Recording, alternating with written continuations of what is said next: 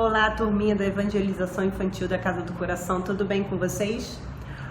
Preparados para mais um dia de estudos? Hoje nós vamos falar sobre escala espírita. Alguém já faz ideia do que se trata? Não? Já já a gente vai descobrir juntos. Mas para a gente começar, a gente precisa fazer a nossa oração inicial e a fluidificação das nossas águas. Já está todo mundo preparado? Vamos começar?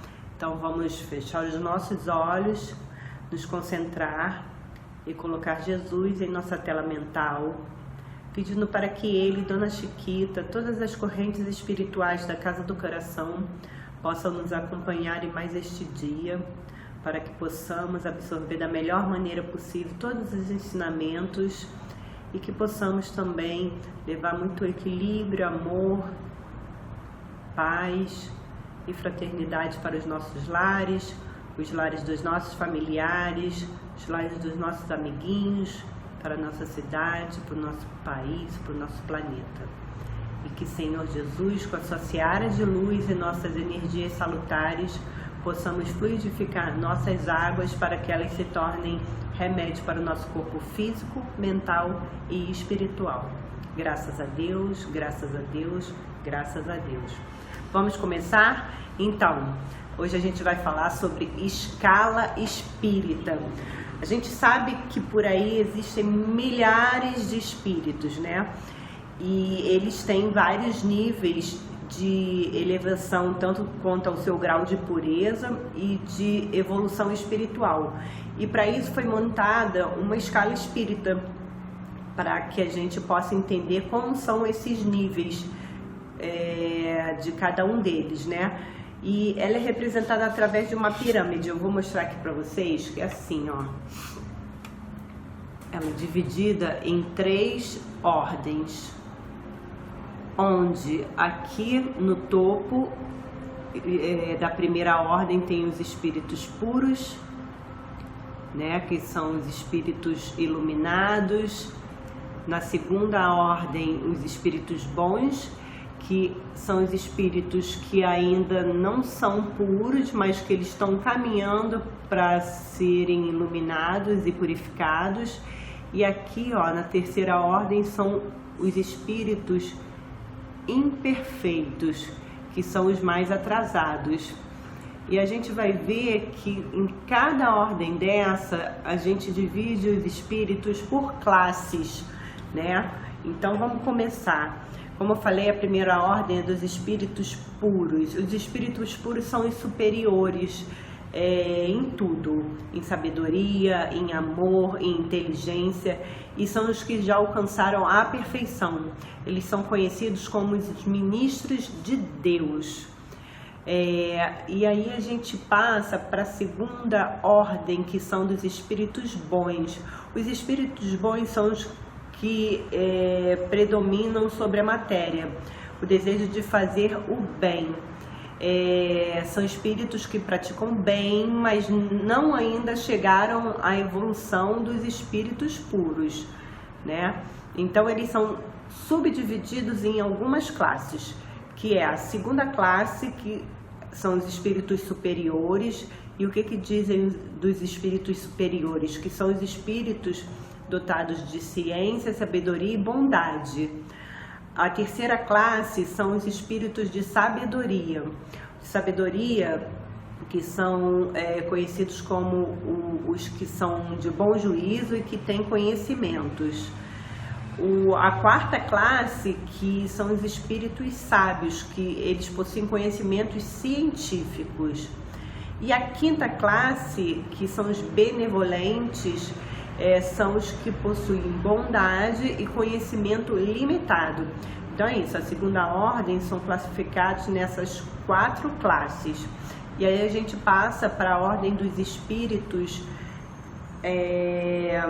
imperfeitos, que são da terceira ordem, né? Que é aquela base da pirâmide.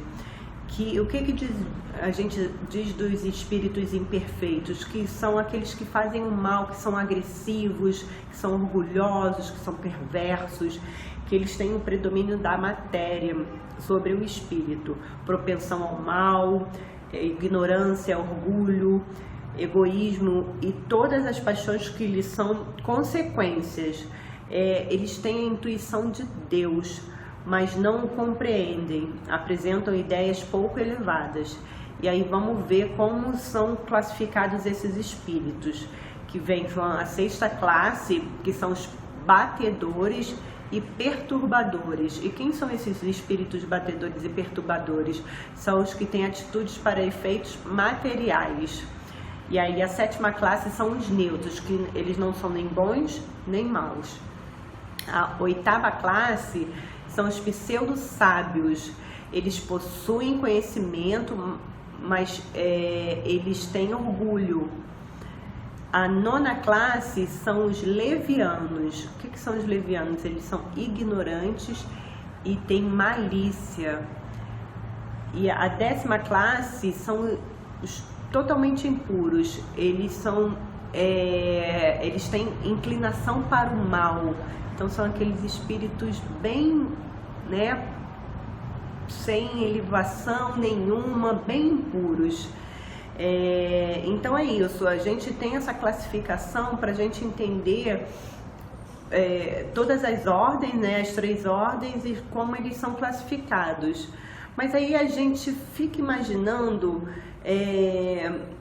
por que toda essa quantidade de classes, né, de ordens e separação? Mas vocês sabiam que Deus criou todos os espíritos simples e ignorantes, mas ignorantes na sua sabedoria? Por quê? Porque Deus deu a cada um deles a ferramenta para que eles pudessem chegar a ser espíritos puros. Quais são essas ferramentas? O livre-arbítrio, que a gente já vai ver do que se trata, livre-arbítrio, amor, ajudar o próximo, fazer o bem, todas essas coisas. E daí também, o que acontece? A gente fica às vezes perguntando, mas por que Deus já não nos criou perfeitos, né?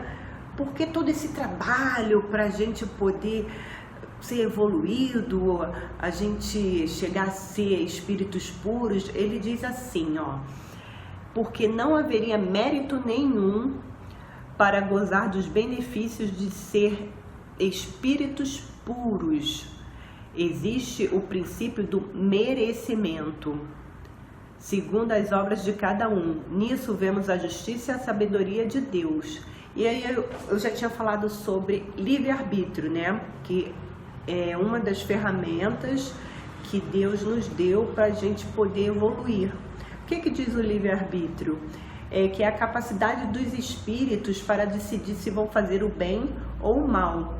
Todos os espíritos foram criados sem o conhecimento das leis de Deus.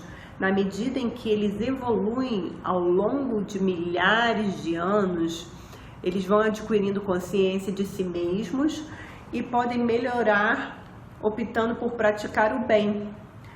Os que assim fazem, praticando o bem, eles conseguem chegar a ser espíritos puros. Os que não escolhem fazer o bem continuam sendo imperfeitos. Então esse é o livre-arbítrio. É a capacidade que a gente tem de escolher, de fazer o bem ou de fazer o mal, né? E aí a gente também fica com essa história toda, né, de espírito puro, de espírito imperfeito. A gente às vezes se pergunta, mas será que existem demônios? Será que existem anjos, né?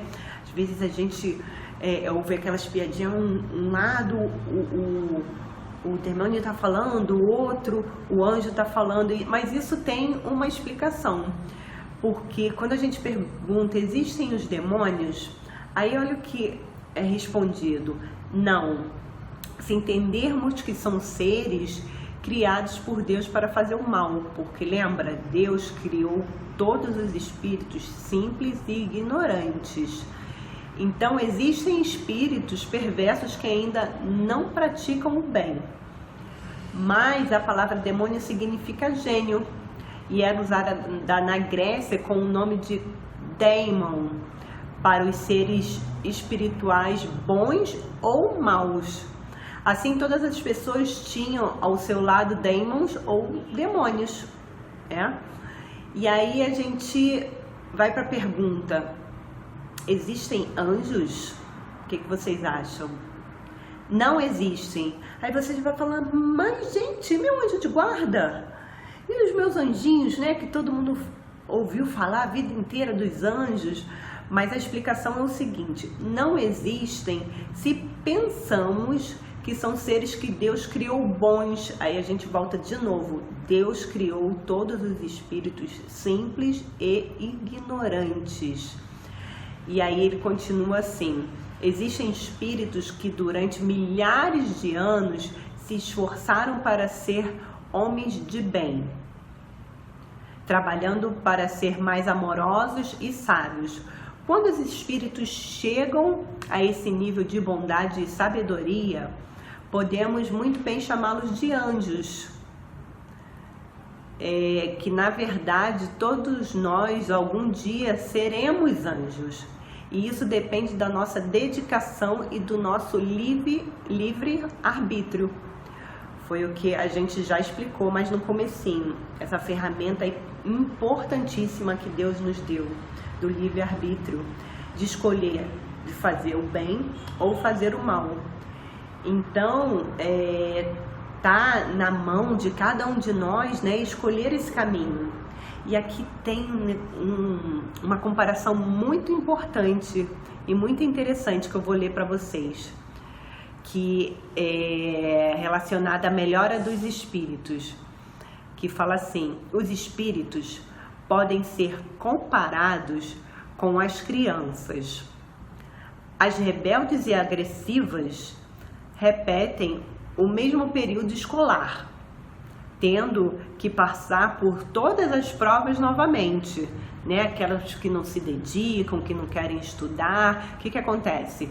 Chega no final do ano, não tira nota boa, é reprovado e tem que fazer tudo de novo, estudar tudo de novo, tem que se empenhar mais, tem que se dedicar mais para poder passar de ano. Aí o que ele diz? Que as mais dóceis e esforçadas passam de ano e se fazem merecedoras de novos desafios. Tá vendo o comparativo? Se você não estuda, não se esforça, você não passa de ano e tem que repetir tudo de novo. Mas se você é esforçado, você é dedicado, você faz tudo direitinho, né? Você vai evoluindo até você passar de uma série, passar para outra, e aí se formar, se tornar um bom profissional e continuar evoluindo. Assim também funciona com os espíritos, né? Eles estão o tempo todo evoluindo até eles se tornarem puros e não precisar mais vir aqui para a Terra reencarnar e cumprir mais uma missão. Então, por hoje, nós terminamos a nossa aula sobre escala espírita. E se vocês tiverem mais alguma dúvida, deixa um recadinho pra gente, que a gente responde para vocês, tá bom? Obrigada pela companhia e um beijo para vocês e até a próxima aula. Tchau, tchau!